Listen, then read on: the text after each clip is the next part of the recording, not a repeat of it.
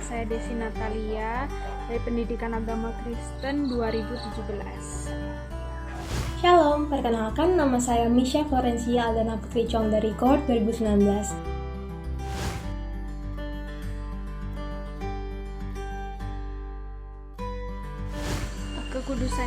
Kekudusan menurut saya adalah hidup yang seturut dengan firman Tuhan, yaitu di mana hidup kita dikhususkan, didedikasikan secara absolut pada Tuhan, jadi sepenuhnya untuk kemuliaan Tuhan. Jadi seharusnya sebagai pribadi yang sudah dilahirbarukan, tidak ada part dalam kehidupan kita tuh yang dinamakan hidup kudus dan hidup cemar. Jadi seharusnya hidup kita tuh sepenuh-penuhnya dalam kekudusan, sepenuh-penuhnya untuk kemuliaan Tuhan. Namun faktanya kita adalah manusia yang masih berdosa, kita masih tinggal dalam kedagingan kita, sehingga kita masih bisa menodai kekudusan tersebut. Bukan karena Allah yang tidak sanggup untuk memimpin kita, namun karena kita yang tidak sanggup melawan kedagingan kita. Arti hidup kudus menurut saya adalah mengikuti teladan Tuhan Yesus dalam hal kekudusannya. Nah, kenapa kita harus mengikuti teladan Tuhan Yesus? Pertama-tama kita menyadari identitas kita sebagai manusia yang berdosa yang telah ditebus oleh Tuhan Yesus dengan kematiannya di kayu salib, dan kita saat ini telah mengalami lahir baru. Sehingga tujuan hidup kita adalah untuk memuliakan nama Tuhan, untuk menyenangkan Tuhan, dan untuk berusaha semaksimal mungkin untuk tidak menjadi sama seperti dunia ini, terkhususnya dalam hal hidup kudus. Nah, kita juga menyadari bahwa kita memiliki kecenderungan untuk berbuat dosa. Kita memiliki natur dosa. Namun, kita harus berjuang untuk melawan natur itu. Kita harus berjuang agar tidak cenderung berbuat dosa dalam pikiran, perkataan, dan perbuatan kita dalam keseharian kita. Nah, kenapa kita harus seperti itu? Karena kita adalah anak-anak Tuhan yang harus mengikuti teladan Tuhan Yesus, khususnya dalam hal kekudusan.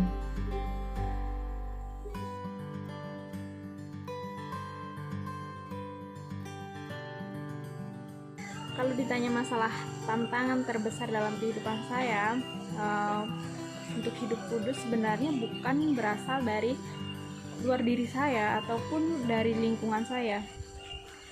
Tantangan terbesar yang membuat saya sulit untuk hidup kudus adalah diri saya sendiri. Karena apa? Karena saya seringkali tidak tegas terhadap pilihan-pilihan saya. Saya seringkali masih memilih hal-hal yang salah. Nah, terkadang saat saya melakukan kesalahan, saya selalu menyalahkan diri saya sendiri. Kenapa saya tidak melakukan yang benar?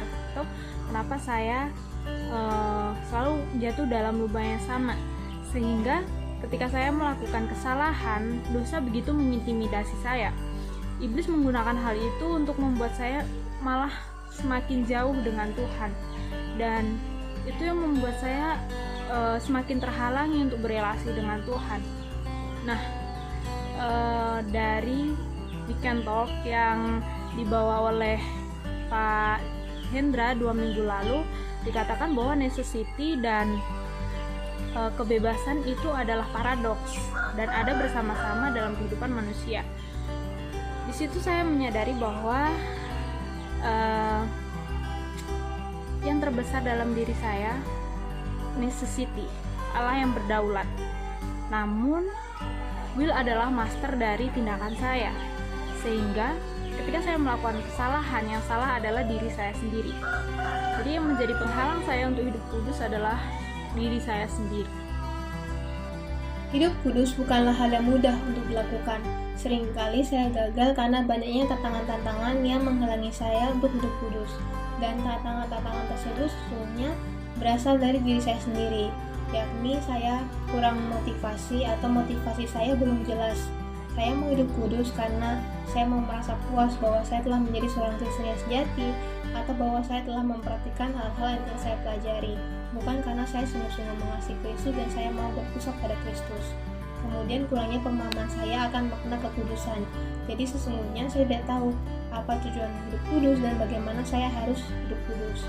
Kemudian kurangnya komitmen dari diri saya sendiri, sehingga saya sering membiarkan saya dikuasai oleh keinginan daging. Saya sering melakukan hal yang membuat saya senang, membuat saya puas, yang saya tahu itu berlawanan dengan hidup kudus. Karena hidup kudus ini sesungguhnya bukanlah hal yang membuat saya senang, membuat saya puas, tapi menyulitkan saya dan membuat saya seringkali merasa sedih dan tidak puas, sehingga saya seringkali lebih memilih untuk menyenangkan diri saya sendiri daripada menyenangkan Tuhan.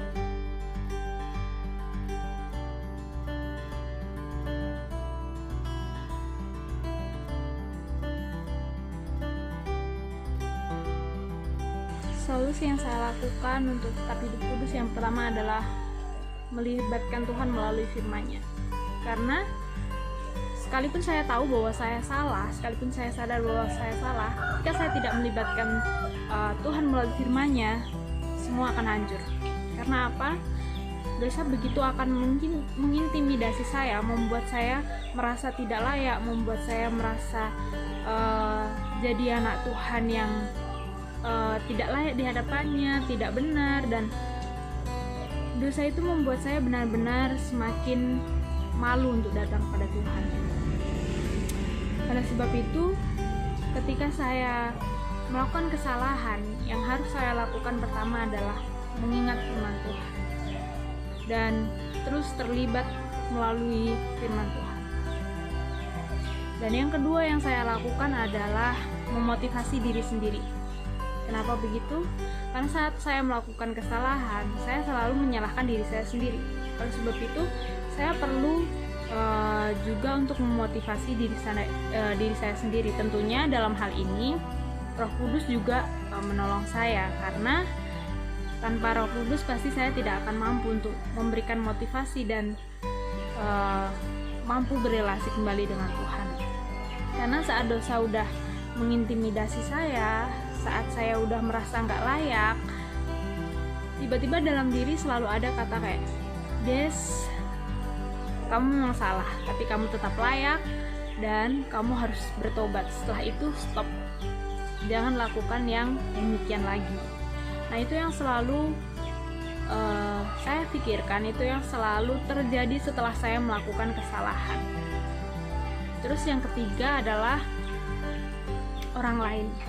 Nah, ketika saya melakukan kesalahan yang sama dalam hal-hal yang dapat dibantu oleh orang lain atau dapat diketahui oleh orang lain, maka saya meminta pertolongan orang-orang yang ada di sekitar saya. Contohnya ketika saya bergosip ataupun mengeluh, itu adalah hal-hal yang nampak ya kan, yang mencemari kekudusan gitu. Dan saya selalu meminta orang-orang di sekitar saya, seperti teman atau sahabat, saya selalu meminta mereka ketika saya udah mulai untuk membuka pembahasan mengenai gosip, saya meminta mereka untuk menghentikan saya. Yang selanjutnya mungkin biasanya saya mengeluh. Ketika saya mengeluh, saya biasanya meminta anak-anak kamar untuk mengingatkan saya.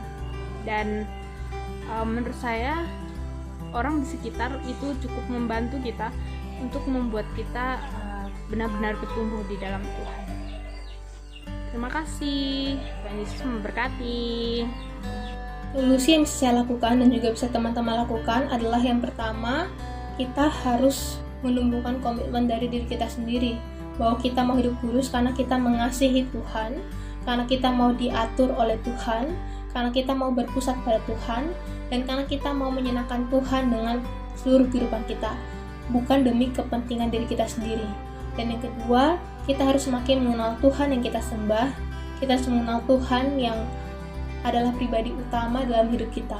Supaya semakin kita mengenal Dia, maka kita semakin tahu makna hidup kudus dan bagaimana serta tujuan apa kita hidup kudus. Dan yang ketiga, kita harus melatih diri untuk mengendalikan diri kita. Mulai dari hal yang kecil, misalnya dalam perkataan dan juga perbuatan yang seringkali kita sepelekan atau kita anggap biasa. Sekian dari saya, terima kasih.